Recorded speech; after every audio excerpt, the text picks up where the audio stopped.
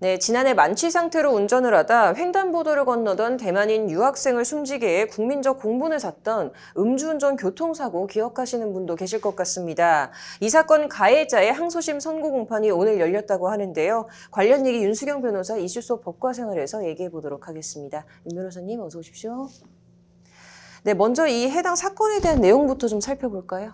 네, 그 52살의 김모 씨가 지난해 11월 6일 서울 강남구의 도로에서 그 술에 취한 채 차를 운전하다가 횡단보도를 건너고 있던 그 정일인 씨를 치어 숨지게 해서 재판에 넘겨진 바가 있습니다. 사고 당시 김 씨의 혈중 알코올 농도는 면허 정지에 해당하는 0.079%로 조사가 됐고요. 시속 50km의 제한 속도보다 30km를 초과한 시속 80km를 달린 것으로 드러났습니다. 이때 사고로 숨진 피해자 정일인 씨는 신학 박사 과정 중의 학생으로 나이가 28살밖에 되지 않았다는 것이 알려지면서 더욱 안타까움을 샀었습니다. 근데 이 사건이 좀 이렇게 수면 위로 드러나게 된 계기가 뭐였나요? 네, 이 사건은 그 정일인 씨의 부모님이 청와대 국민청원을 통해서 음주운전 관련 범죄에 대한 강력한 처벌을 촉구하는 글을 올리면서 세상에 알려졌습니다. 지난해 11월 25일 그 청와대 국민청원 게시판에는 횡단보도 보행 중 음주운전자의 사고로 28살 청년이 사망했습니다 라는 제목의 청원이 올라왔는데요. 청원이 올라온 지 이틀 만에 5만 명에 육박하는 동의를 얻었고 결국 20만 명을 넘기면서 국민적인 관심을 모았습니다. 이 청원 글은 정일인의 부모를 대신해서 한국인인 친구가 작성을 했다고 전해졌는데요. 그 친구는 청원을 통해서 코로나 상황으로 인해서 짧게나마 한국에 오실 수 있었던 친구의 부모님께서 들으실 수 있었던 말은 사연은 안타깝지만 가해자가 음주인 상태에서 사고가 일어나 오히려 처벌이 경감될 수 있다는 말뿐이었다라고 비난을 했습니다. 대만 현지 언론 역시 해당 사건을 일제히 보도하면서 가해자에 대한 분노의 목소리를 내기도 했습니다. 네, 이게 지금 앞서 지난 4월에 1심 재판이 있었다고 하는데 어떤 판단이 나왔었죠? 네, 그 1심 재판부였던 서울중앙지방법원 형사 26단독은 특정범죄 가중처벌법상 위험운전치사 및 음주운전 등의 혐의로 기소되었던 김모 씨의 선고 공판에서 징역 8년을 선고한 바가 있습니다. 재판 당시 김 씨 측은 혐의를 모두 인정하면서도 사고 당시 음주 수치가 높지 않았고 착용하고 있던 렌즈가 이탈해서 당황하면서 사고가 발생했다는 점을 참작해달라라고 호소를 했습니다.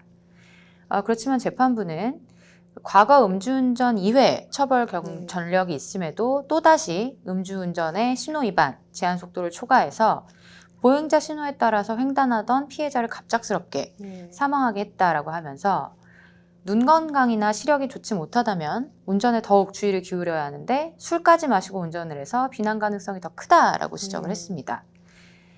그러면서 그 해외에서 사고 소식을 접한 피해자 가족들의 충격과 슬픔을 헤아리기 어렵고 피해자의 유족과 지인들이 강력한 처벌을 탄원했다라고 하면서 검찰이 구형한 징역 6년보다 무거운 징역 8년을 선고했습니다. 네.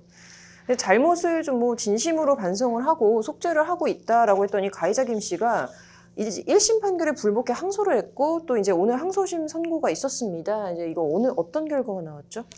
네, 그 오늘 열렸던 2심에서도 1심과 같은 징역 8년이 선고가 됐는데요. 재판부는 당심에 이르러서 피고인은 피해자의 유족에게 보내는 사죄 편지를 유족의 대리인에게 보내기도 했고 유족이 형사보상금 용도로 돈을 지급받을 수 있도록 했지만 그럼에도 유족은 엄중하고 합당한 처벌을 바라고 있다라고 했습니다. 그리고 이어서 유족은 피고인 처벌에 영향을 미칠 수 있는 금전적 보상이나 사과를 받아들이지 않겠다는 의사를 표시하고 있다. 이 같은 사정을 종합하면 원심 양형을 변경할 만한 조건의 변화가 있다고 보기 어렵다라고 판단했습니다. 네. 근데 이게 지금 뭐 징역 1, 2심에서 모두 징역 8년이 나왔지만 현재 지금 유족들뿐만이 아니라 이 사고 관련해서 좀 일각에서는 처벌 수위가 좀 너무 낮은 거 아니냐라는 좀 지적도 좀 나오고 있습니다. 이거 좀 어떻게 보십니까? 네, 그 징역 8년은 그 윤창호법, 즉 그 특가법상 위험운전 치사죄의 최고 형량 범위 내의 최대 형량이기는 합니다.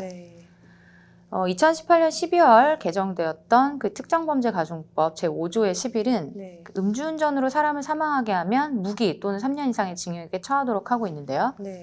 지난해 7월에 대법원 양형위원회는 그 위험운전 교통사고에 관한 양형 기준의 그 가중할 수 있는 영역을 네. 징역 4년 이상 8년 이하로 특히나 가중처벌 대상 중에 이제 동종 전과나 난폭 운전 등의 2개 이상의 특별 가중 요소가 있는 때는 최대 징역 12년을 권고 형량으로 정했습니다. 그럼 지금 1심부터 항소심까지 좀 사건의 결과를 좀 종합적으로 보신다면요?